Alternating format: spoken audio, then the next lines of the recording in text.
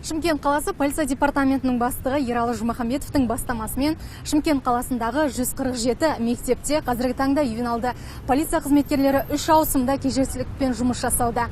Дәл осы жобаның нәтижесінде жасөспірімдердің қатысуымен болатын бірде-бір көлік оқиғасы тіркелген жоқ.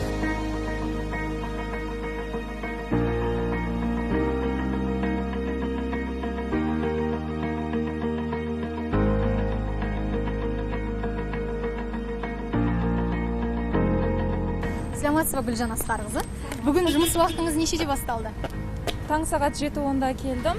7:30-да жаяу жүргінші жолағында тұрып, жасөспірімдердің жол қауіпсіздігін қамтамасыз ету барысында жұмысымды атқардым. 7:30-дан 8:30-ға дейін.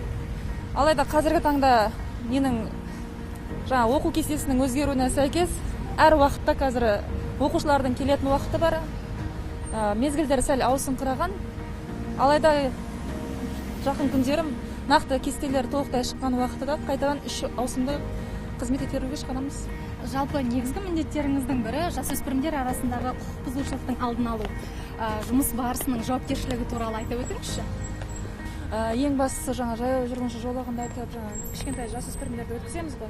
Өткізген уақытта сол жол көлік оқиғасына түсіп қалмауын қадағалаймыз. Және де көбінесе ата-аналар негізі немқұрайлы қарайды өзінің бала-шағасына. Жолдың арғы бетінде тұратындағын машинаны тоқтатып, кез келген уақытта бала жүгіріп шығып қалуы мүмкін да. Соған көбінесе айтарым, негізі ата-аналар өздерінің баласына, баласының өмірі болғаннан кейін соған нақты бір жауапкершілікпен қараса екен деген ниеттемін. Дәл осы бағдарламаға дайындық алдында өзіңіз туралы бірқатар мәліметтерді оқып шықтым. Құрметті көрермендер, біздің қасымызда дәл қазір 2018 жылғы полиция аруы жеңімпазы тұр деп айтсақ, артық айтпаған болармыз. Осы орайда дәл сол сәттерді еске алып айтып өтіңізші. Шымкент қаласының атынан негізі 10 қыз жіберген болатын. 10 қыздың ішінен іріктеліп, мен таңдалып өткен екен. Алайда екінші орын алдым ба деп ойлағам, кейіннен білдім. Хабарласып, өздері сыйлықтарын жасап, яғни 2019 полиция аруы жеңімпаз атандым. Жеңісіңізбен тағы бір мәрте құттықтаймыз. Рахмет.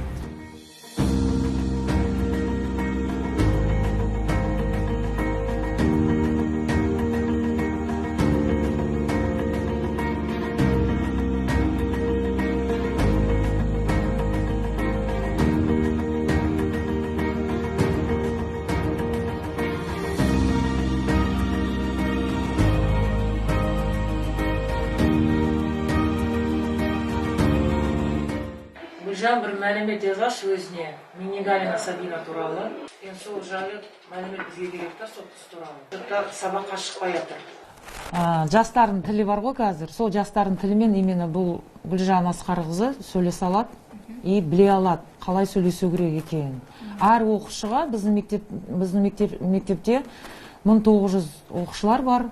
Сол әр оқушымен қалай тіл табысу керек, қалай сөйлесу керек екен, мәдени тілмен сөйлесу керек екен. Осы Гүлжан Асқарқызы осының бәрін біледі. Қиын оқушылармен, есепте тұратын оқушылармен именно саны бізде азайды. Көбейіп жатқан жоқ санымыз, именно азайып жатыр. Тығыз байланыста жұмыс жасайды. Әр оқушымен, есепте тұратын оқушымен үйіне барады, ата-аналармен жұмыс жүргізеді.